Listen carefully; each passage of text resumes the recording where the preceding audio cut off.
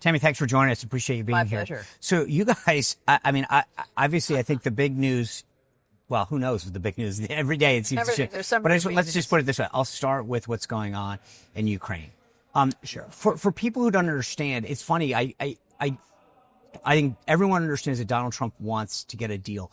But give us the lay of the land. What does a deal look like in principle right now? Well, the very first thing, certainly President Trump has been clear on this, as has Secretary Rubio, is that there has to be a ceasefire, right? The killing has to stop.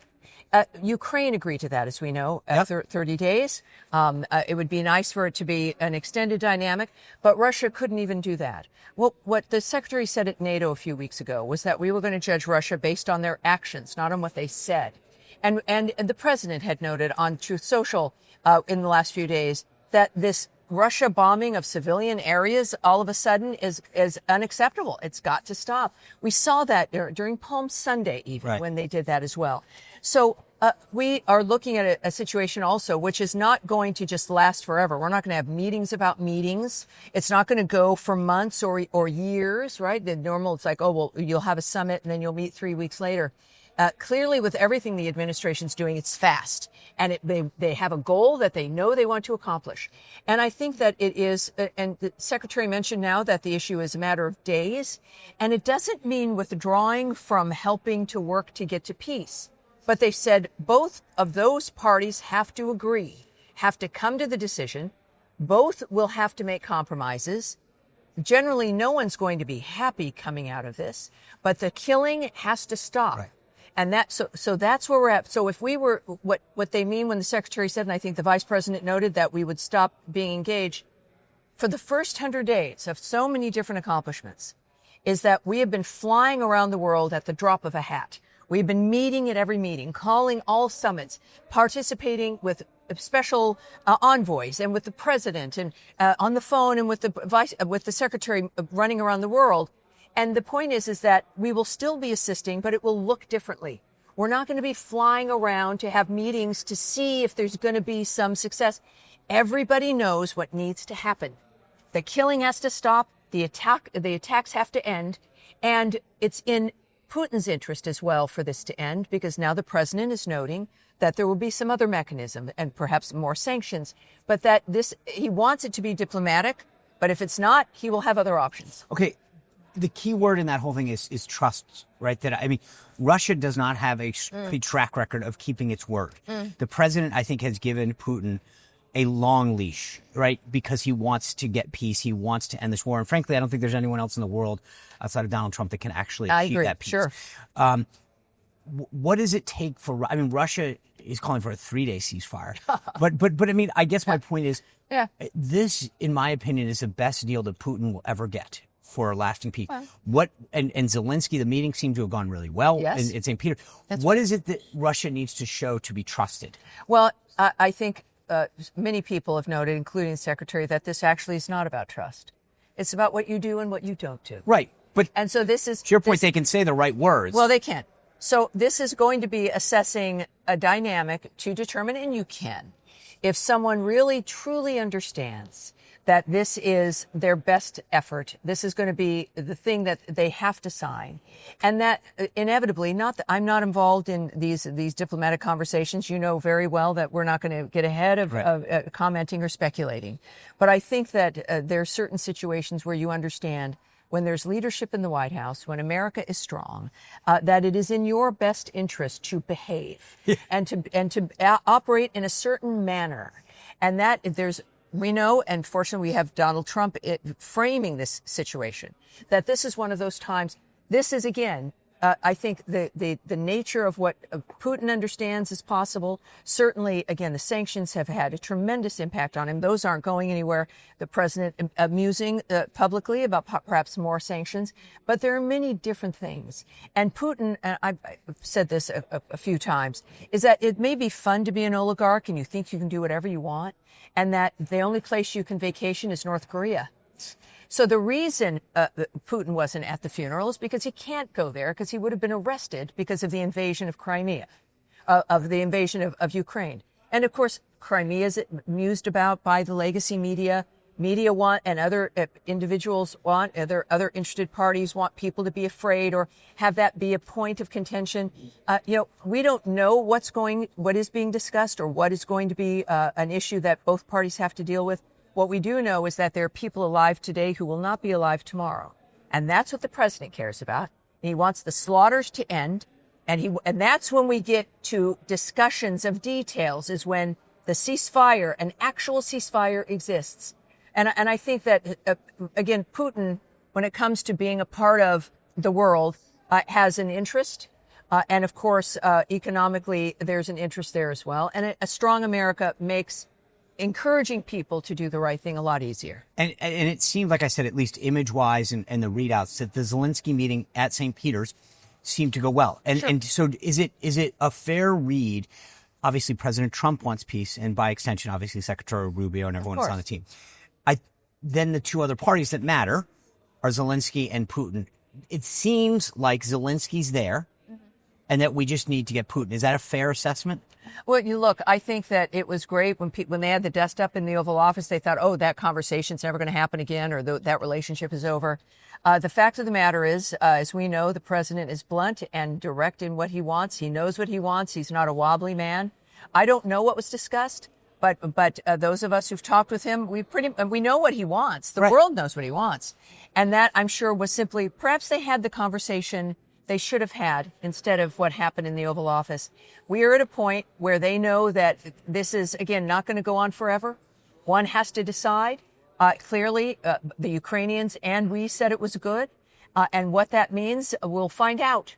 And hopefully then that is what's going to translate to the Russians about the fact that if peace is possible, led and supported by the United States, now is the time. There's no way to win this militarily. Right. This is just going to continue to be a meat grinder, and there's certainly no way for Putin to win. And I think he knows that at this point. Let me pivot to China real quick. I believe that China poses the greatest existential threat to America and to the world, both economically and militarily. What is our strategy when it comes to deterring China? Well, I think that it's certainly multi-pronged. I'm not going to discuss the nature of decision-making of American leaders, but we see it already happening. We see it within the tariff framework. We see it in the arguments regarding business and exchanges in the supply chain regarding China.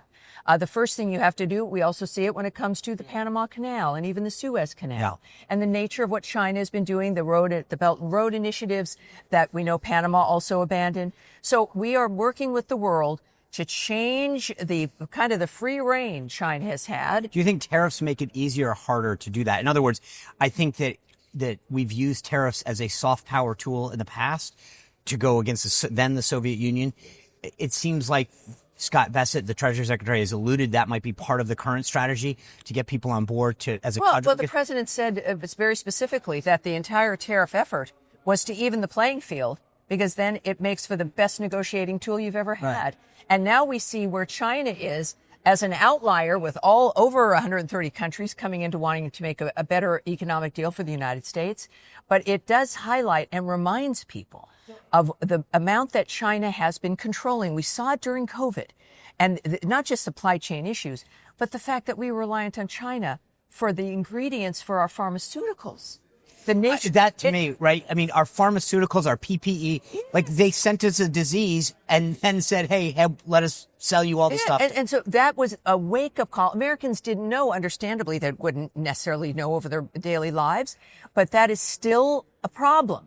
This dynamic, and they're seeing it, and, the president acknowledged that there was like some kind of an exchange, or Xi was maybe attempting to reach out, and that wasn't a weakness. That's a strength, because you want to get something done, because China understands this can't go on.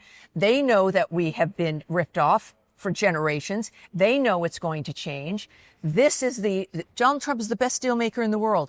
This is the start. The tariffs are one thing, and that will be negotiated. But then there is the nature of how they're dealing with the world. That is already being dealt with. So when you ask, what are we doing? We're doing everything. Yeah. And we're not going to stop, because we recognize that America must be in charge of this, and that we're no longer going to be victimized or ripped off by or taken advantage of by China or anyone else. And for China, that's bad news, because they've enjoyed the outreach they've been able to have to control certain sectors That will change, and the rest of the world will be in better shape for it. All right, last thing I just want to ask you about. Secretary Rubio this weekend was out on Meet the Press and other places talking about the reforms, because I don't think they're cuts. They're reforms. They're efficiencies that are being made in the State Department. Right. And I think correctly framed that for years, the size of the world has not changed, but the State Department has grown. That's right. So explain to people out there who are worried about cuts and all of this, like, what is the goal here? Well, this is, again, as you've noted very well, this is about a reorganizing for a kind of an efficiency, that you've got bureaus and offices that were all doing the same thing, that were not talking to each other, that you had such a large bureaucracy that it stopped movement of ideas, of basic things like paperwork, of being able to get approvals for things. It became this monster consuming energy, consuming progress, and moving forward. And of course, the American people, one of the reasons, the many that Trump was elected, he talked about the problem with government, the nature of using government against the American citizen. And so certain bureaus that were in charge of censoring the American people have been closed. The nature of whether or not you can do the same job or a better job with fewer people, less of a bureaucratic space is necessary for the government to continue to run. So imagine when we think about like foreign aid, it was like, oh my gosh, you're shutting down a certain bureau or USAID, or you're doing, USAID continues to exist.